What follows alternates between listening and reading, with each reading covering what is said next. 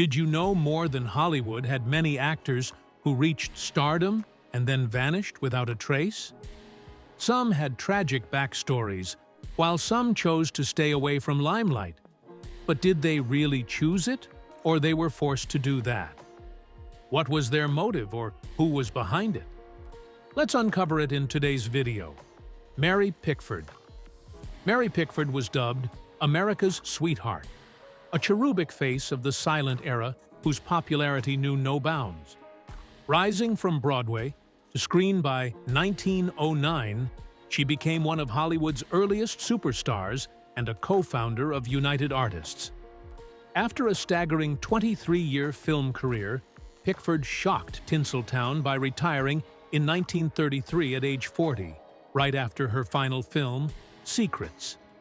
She had had enough pretend, as she later suggested, craving a reality outside the camera's gaze. Indeed, following Secrets, Mary devoted herself to producing and philanthropic work, withdrawing to the seclusion of her Beverly Hills estate, Pickfair. Fans were stunned. How could the silent era's greatest darling simply stop? But Pickford admitted that the advent of sound and personal hardships made her long for a private, peaceful life. And so, at her peak, she bowed out gracefully. For the next 5 decades, she lived quietly, granting few interviews and letting the legend of our Mary speak for itself. In 1976, she reflected on her choice without regret. "You can only really appreciate happiness once you've known sadness," she wrote, content that she left Hollywood on her own terms. Mary Pickford's gentle farewell from films set the stage for many stars who would follow in her footsteps. Theta Bar. In the 1910s, Theta Bar was the screen's original femme fatale, a sultry vamp whose dark eyes and scandalous roles made her an international sensation. Studio publicity spun exotic myths about her, but in truth, Theta was Theodosia Goodman from Ohio. After rocketing to fame in A Fool There Was and seducing audiences in films like Cleopatra, her flame dimmed by the end of World War I. By 1919, tastes were changing. Fox Studios canceled her contract, and many of her films were lost in a vault fire. Barra's exit was abrupt. She made a few unsuccessful comeback attempts, but never appeared in any talkies. Instead, at age 36, she married director Charles Brabin in 1921 and promptly retired from movies altogether, choosing domestic life over stardom. The studio-invented wickedest woman in the world had, in reality, grown weary of Hollywood's spotlight. And so, Theta Bar slipped into comfortable obscurity. By the time of her death in 1955, a mystique surrounded her few surviving films. She lived out her days quietly in Los Angeles, as far from her vamp persona as could be. Hollywood lore remembers her as a legend who vanished while still young, leaving behind tantalizing images of coal-eyed temptresses and a legacy as ephemeral as celluloid nitrate. Clara Bo. Flashing forward to the roaring 1920s, Clara Bo became the embodiment of jazz-age vivacity, a carefree flapper, and the original It Girl. With her big eyes, bobbed hair, and magnetic charm, Bo skyrocketed to fame in hits like It and the first Oscar-winning film Wings. By her early 20s, she was Hollywood's top box office draw, capturing the spirit of an era. But behind the scenes, Clara battled exhaustion, scandals, and severe anxiety. The transition to sound films was unkind. Though she did fine in talkies, relentless press gossip and a nervous breakdown in 1931 took their toll. After 2 final films underperformed, Clara Bo abruptly retired in 1933 at just 28 years old, saying she'd had enough. She married cowboy actor Rex Bell, started a family, and left Hollywood forever. The public was stunned that such a bright light could dim overnight. One year, she was the quintessential flapper superstar. The next, she was gone, tending a Nevada ranch far from cameras. Clara would never grant interviews or stage a comeback, spending the rest of her life out of the limelight until her death in 1965. In her own words, fame had become a cage, and she valued her sanity and family more. Rosco "Fatty" Arbuckle. Not all vanishings were voluntary. In the early 1920s, Rosco "Fatty" Arbuckle was a beloved silent comedian, a giant of slapstick who mentored Buster Keaton and signed a then unheard-of $1 million per year contract with Paramount in 1918. But at the height of his fame in 1921, Arbuckle's career came to a screeching halt after a sensational scandal. He was accused of the rape and manslaughter of a young actress following a raucous party. Though Rosco Arbuckle was acquitted completely in 1922, the damage was done. An ambitious prosecutor and the scandal-hungry press had effectively ended his career. His films were banned, his reputation ruined. Arbuckle suddenly found himself a Hollywood pariah. He spent the next decade in obscurity, directing a few shorts under a pseudonym, but the spotlight never welcomed him back. In 1933, after finally signing a new acting contract, Arbuckle died of a heart attack on the very day he was to make a comeback. Norma Shearer. In the 1930s, Norma Shearer reigned as MGM's queen, an Academy Award-winning actress and sophisticated star of grand romances. As the widow of legendary producer Irving Thalberg, Shearer enjoyed both adoration and influence. Even in her 40s, she remained an A-list leading lady. That's why Hollywood was astonished when, in 1942, Norma Shearer quietly retired from acting at age 42, walking away from the studio that had made her royalty. Her final 2 films flopped, and Shearer sensed that her era of playing sparkling heroines had passed. Rather than take lesser roles, she simply stopped. She never appeared on screen again. Instead, she remarried and slipped out of the limelight. By 1960, a secretary stated, "Miss Shearer does not want any publicity. She has refused many requests to appear in motion pictures and TV shows." Indeed, the former Queen Bee lived the rest of her life in quiet luxury, gradually withdrawing from Hollywood social circles. Shearer's retreat was decisive yet dignified. No scandal, no dramatic pronouncement, just an unofficial retirement that became permanent.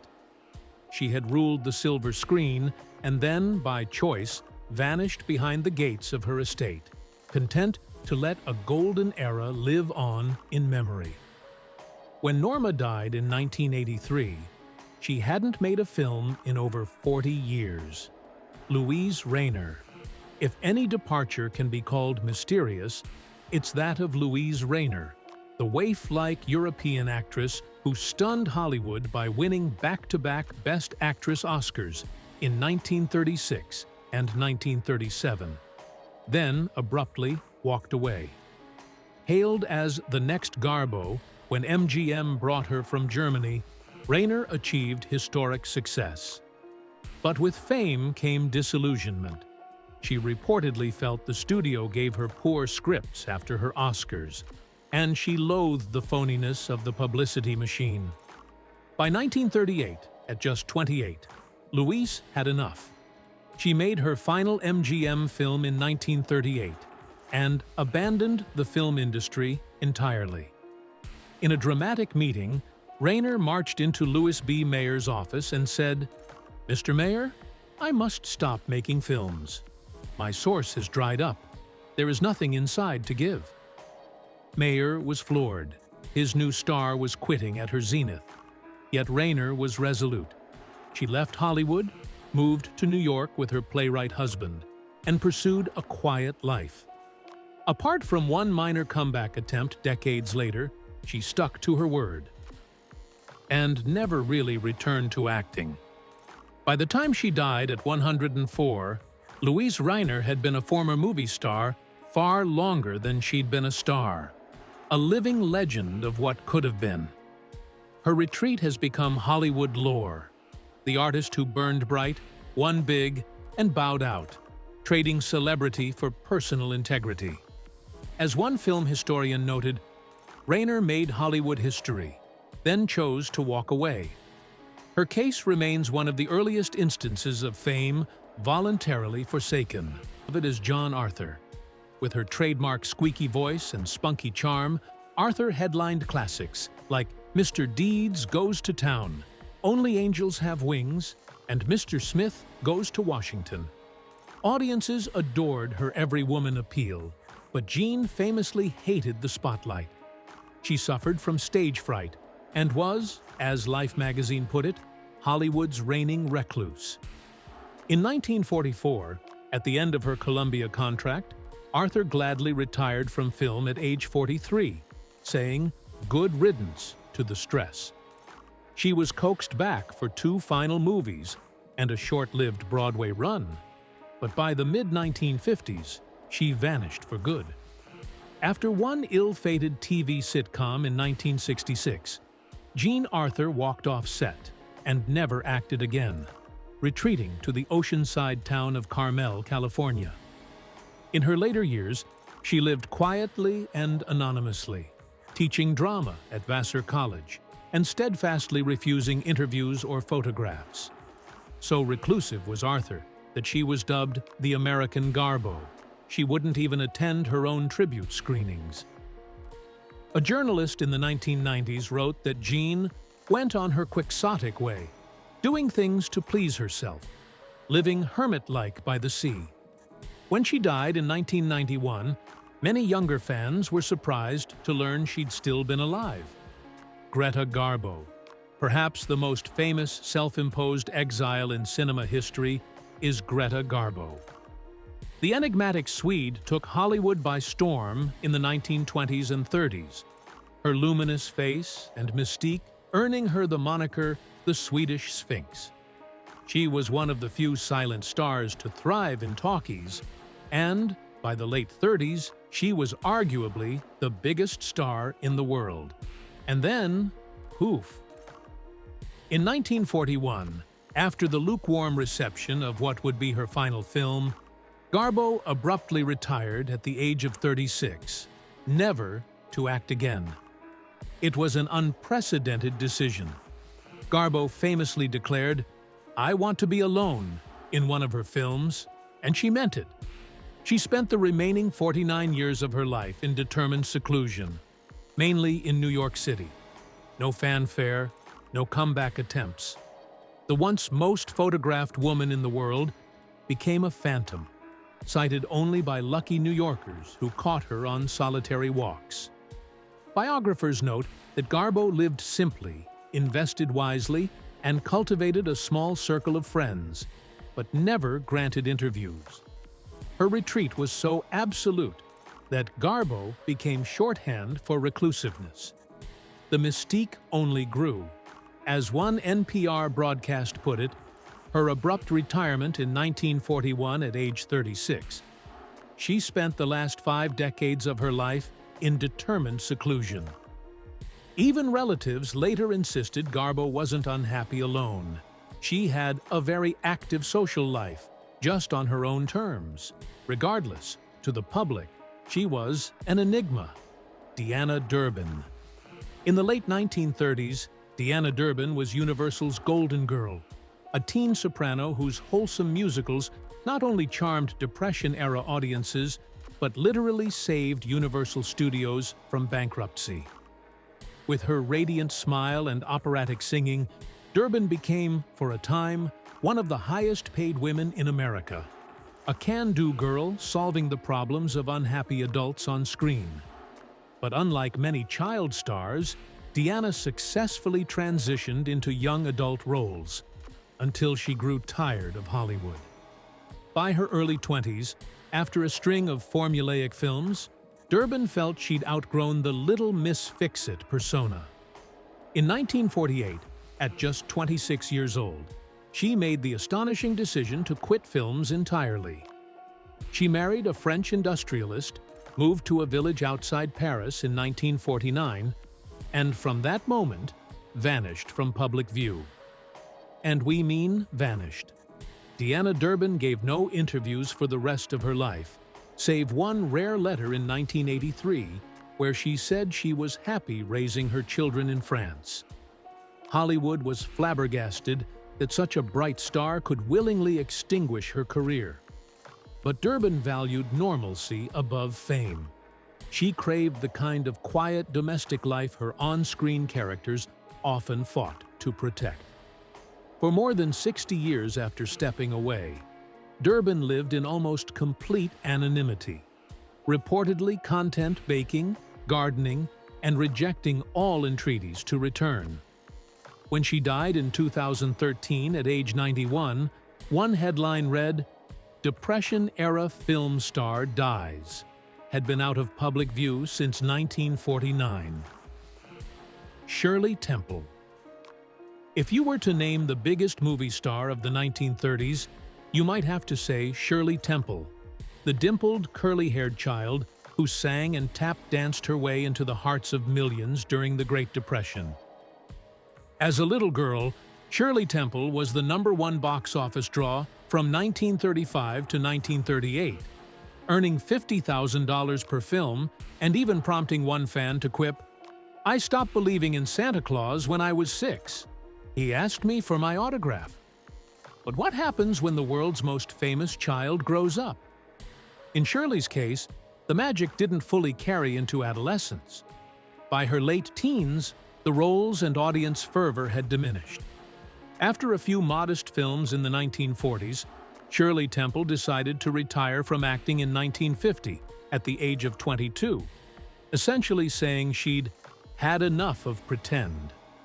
Her final film, A Kiss for Corliss, was a box office flop, and she sensed that the public no longer saw her as the adorable moppet she once was. So Shirley Temple did something remarkable. She left Hollywood entirely and reinvented herself. She married, raised children, and later embarked on a diplomatic career, serving as a U.S. ambassador in the 1970s. Aside from a brief stint hosting a TV anthology of fairy tales in the late 50s, Temple never attempted a Hollywood comeback, a conscious choice to leave her cinematic fame frozen in childhood. Grace Kelly. Few have quit Hollywood as spectacularly as Grace Kelly, and for such a storybook reason.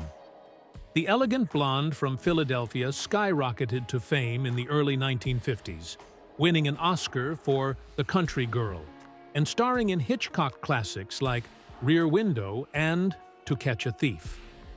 By 1955, Grace Kelly was the highest-paid and most glamorous leading lady in Hollywood. Then, she fell in love with a real prince. In 1956, at just 26 years old, Grace Kelly retired from acting to marry Prince Rainier III of Monaco, trading Hollywood for actual royalty. It was front-page news worldwide, the ultimate Cinderella story. Initially, Kelly had thought she might continue acting after marriage, but her prince and the protocols of Monaco had other plans. Princess Grace never returned to the silver screen. She embraced her duties as Her Serene Highness, raising 3 children and devoting herself to charitable works. Hollywood sorely missed her regal presence, and several directors tried to lure her back with juicy roles. But Rainier reportedly vetoed a comeback in the early 60s, and Grace, always gracious, acquiesced to her new role in life. She did narrate a documentary in 1977, but otherwise kept the promise implicit in her royal wedding vows, that her Hollywood career was for richer or for poorer, in sickness and in health, over. The abrupt loss of Grace Kelly from movies at the peak of her talent left a void. Fans could only imagine what performances she might have given had she stayed. Tragically, she died in 1982 after a car accident. still serving as Princess of Monaco. Carrie Grant. Not all Golden Age retirements were by youngsters. Carrie Grant, one of the suavest leading men ever to grace the screen, made a conscious decision to quit acting while still on top. In the 1940s and 50s, Grant epitomized debonair charm in hits from Bringing Up Baby to North by Northwest. By the mid-1960s, in his early 60s, he was still in demand and still effortlessly charismatic. But Cary Grant watched many contemporaries age less than gracefully on camera, and he dreaded the idea. So, after completing the light comedy Walk, Don't Run, Grant retired from film acting at 62, relatively young for a final bow, and still a box office draw. He famously said he didn't want to play the aging grandfather opposite starlets decades younger. Instead, Grant chose to focus on raising his daughter and pursuing business ventures like representing Fabergé Cosmetics and joining corporate boards. Hollywood was shocked that the quintessential leading man would simply step away. But Cary Grant did so with trademark class. He made no comeback appearances aside from playing himself in the audience of the 1970 Oscars and a few interviews. Unlike many retired actors, Grant kept his word and never acted again, resisting even offers for cameo roles. He spent the next 20 years enjoying life as an elegant elder statesman, receiving an honorary Oscar in 1970 and the Kennedy Center Honor in 1981. When he passed away in 1986, he hadn't been on screen in 2 decades, yet his star had never dimmed, partly because he left before any decline. James Cagney. James Cagney had a career that spanned over 30 years. Known for his tough guy persona and surprising dance talent, Cagney was one of Warner Brothers' biggest stars. By 1961, at 62, he had nothing left to prove. After starring in Billy Wilder's satire 1, 2, 3, James Cagney stunned Hollywood by retiring from acting and dancing entirely. He retreated to his farm in upstate New York, suffering from health issues and simply yearning for a quieter life after decades of hustle. For 20 years, Cagney stayed out of the limelight, enjoying painting and tending his land. As a 2-time Oscar nominee and 1-time winner, he could afford to relax. It wasn't until 1981 that he came briefly out of retirement for a small role in the historical drama Ragtime, mainly to test if acting might aid his recovery from a stroke. Ever the professional, Cagney delivered a fine performance, then promptly returned to retirement. His final bow was a cameo at a 1986 AFI tribute to his friend Billy Wilder, quipping in true Cagney fashion and delighting the crowd shortly before his death that year. James Cagney's exit was remarkably clean. No long fade-out, no desperate last acts, just a firm decision to quit while he was ahead. He left the public with a memory of him still at full vitality on screen. For an actor who often played men who didn't know when to stop, Cagney, in reality, knew exactly when to say, "That's all, you dirty rats," and walk away with a grin. Eleanor Powell. In the late 1930s, Eleanor Powell was heralded as the greatest female tap dancer on film, an athletic, rapid-fire tapper who headlined lavish MGM musicals.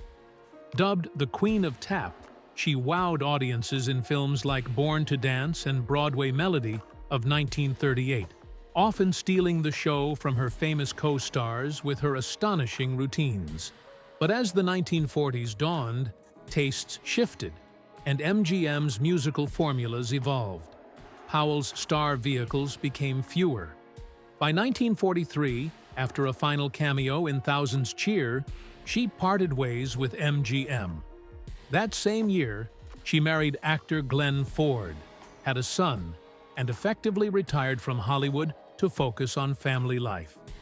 Apart from one specialty dance in a 1944 film and a short comeback for a cameo in 1950, she never returned to full-time film work. For a dynamic performer like Powell, the decision was likely a mix of personal desire and industry reality. She had achieved incredible success, and rather than scramble for diminishing roles, she stepped away gracefully. Powell later became involved in church activities and even became an ordained minister, finding fulfillment beyond the footlights. By the 1960s, when nostalgia for classic Hollywood grew, fans wondered, whatever happened to Eleanor Powell?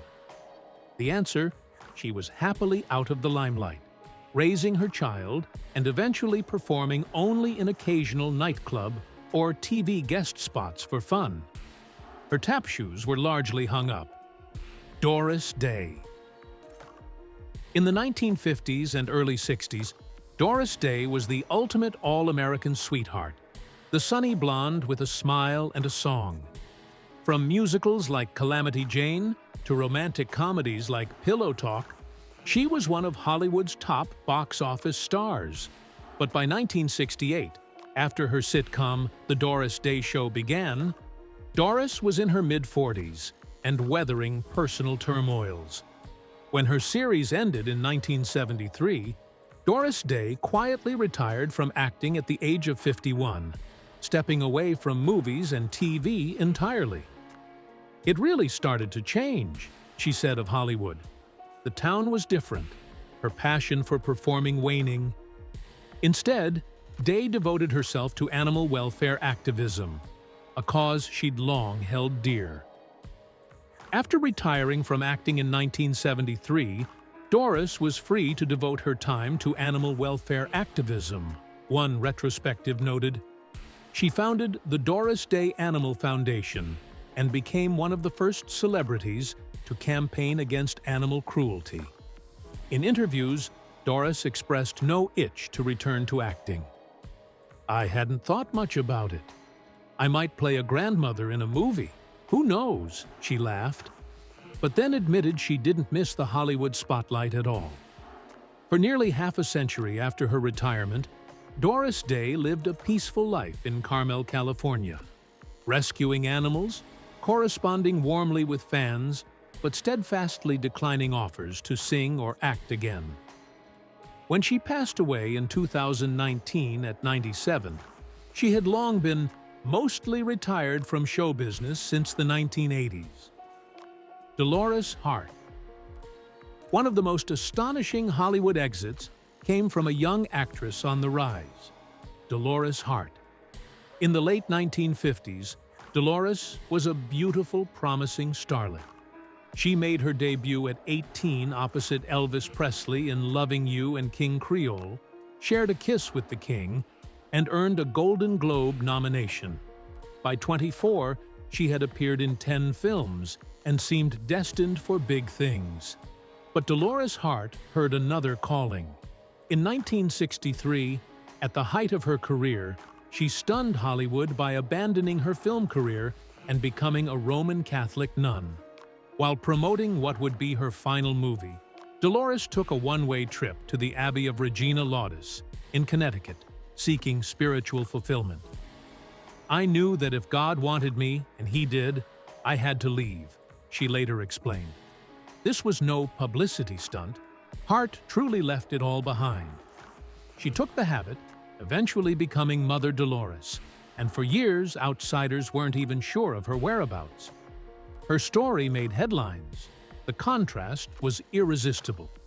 The actress who had everything yet chose the cloistered life. Over the decades, Mother Dolores found peace and purpose behind monastery walls, working in the Abbey's community and even lending her past experience to help run their theater program. She did briefly emerge in 2012 to attend the Oscars, giving the public a rare glimpse of the joyful, serene woman she'd become. But she returned right after to the Abbey. Kim Novak.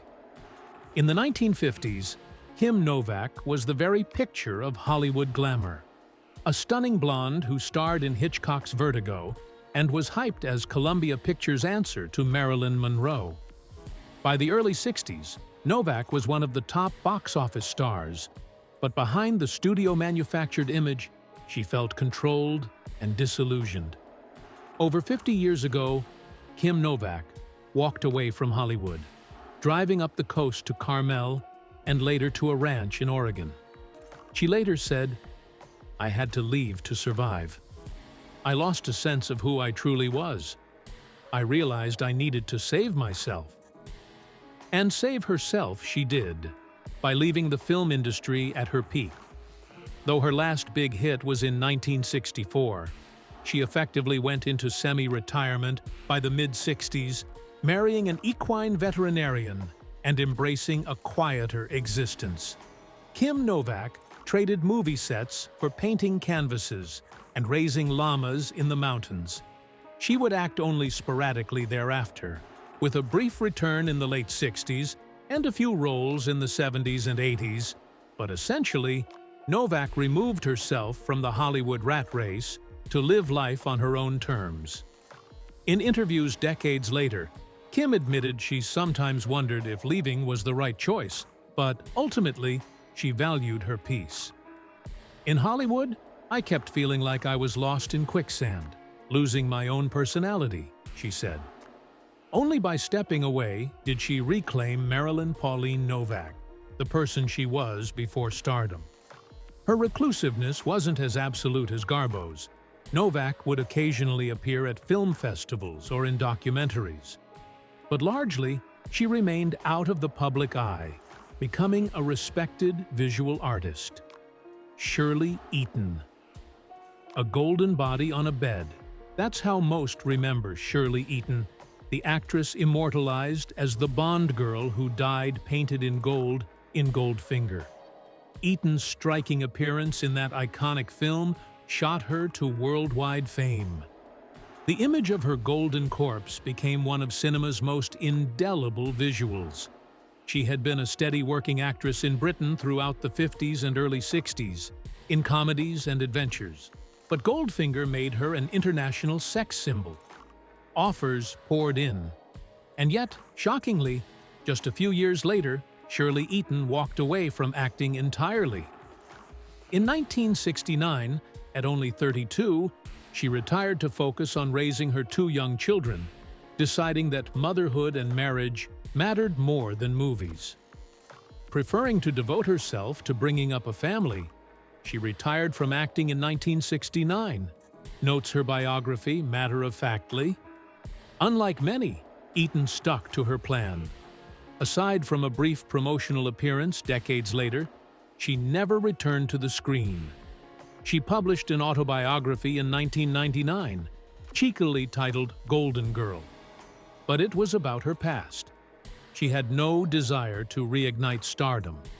Fans found it hard to fathom. At the height of the swinging 60s, this gorgeous actress voluntarily exiting stage left? But Eaton has expressed no regrets. She watched her sons grow up outside the glare of paparazzi, which was exactly what she wanted.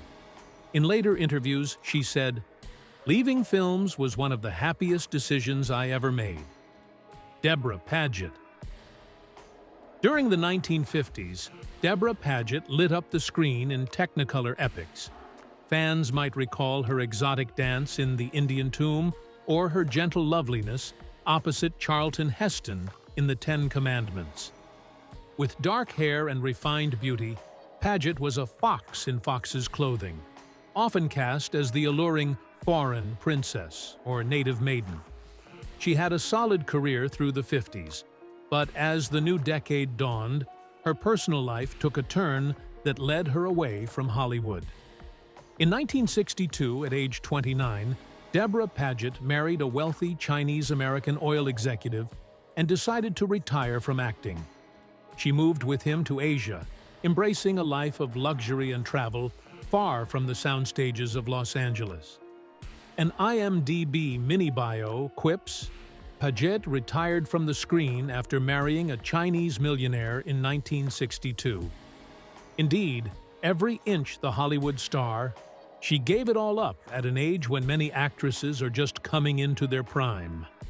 By her own account, her career had stalled a bit by then, and she felt no desire to claw her way back. So Deborah Padet essentially vanished into private life. Aside from a single TV appearance in 1965 and later hosting a short-lived religious show on cable in the 90s, she stayed out of showbiz. As the decades passed, many wondered, whatever happened to Deborah Padet? She has occasionally resurfaced for an interview or a rare public event, speaking graciously about working with Elvis Presley or Cecil B. DeMille, but largely she lives quietly, reputedly very religious and private. Brigitte Bardot.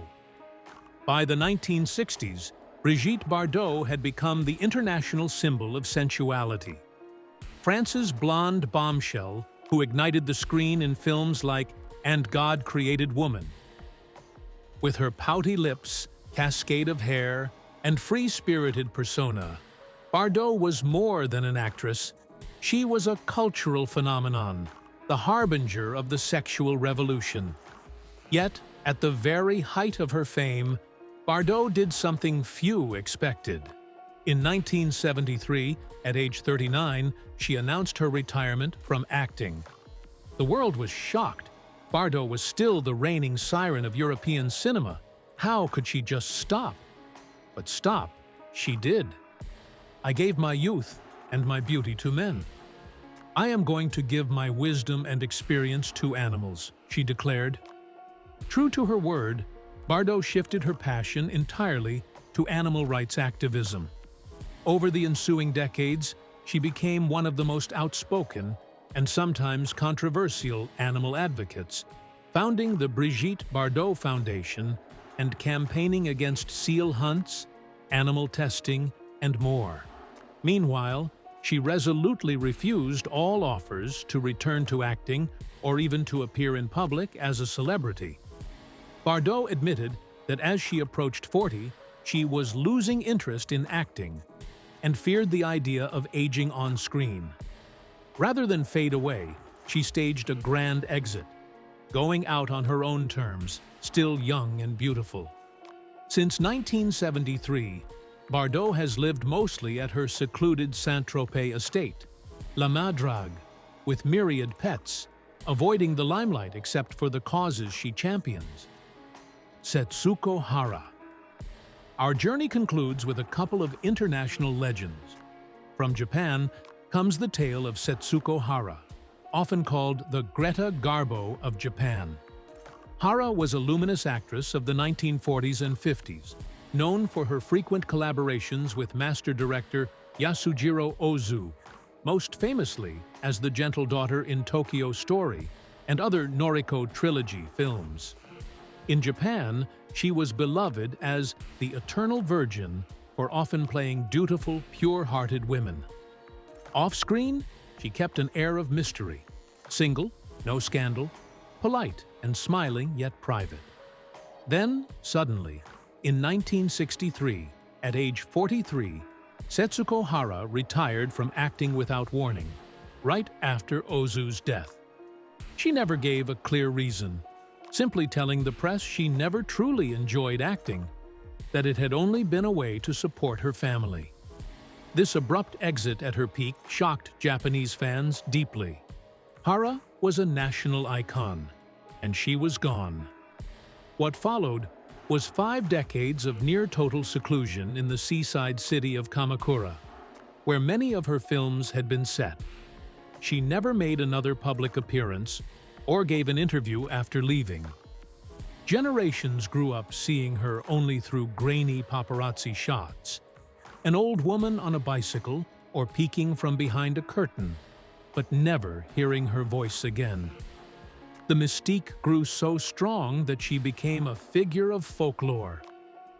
Now, 90 years old, Hara has lived a life of total seclusion for almost 50 years, wrote one columnist in 2011, when Satsuko Har passed away in 2015.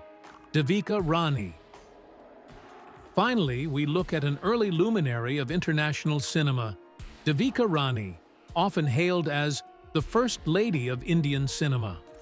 In the 1930s, DVika Rani was a trailblazer, a grandniece of poet Rabindranath Tagore. Educated in London, she co-founded Bombay Talkies Studio with her husband Himanshu Rai. With her grace and English-accented Hindi, she became India's first international star, known for films like Achut Kanya and an infamous 4-minute on-screen kiss in Karma that shocked conservative audiences. She was one of the highest-paid actresses of the 1930s and 40s in India, and a true pioneer. But DVika Rani's story took a turn mid-1940s. After her husband's death and some struggles for control at the studio, she decided she'd had enough of the filmy dunya.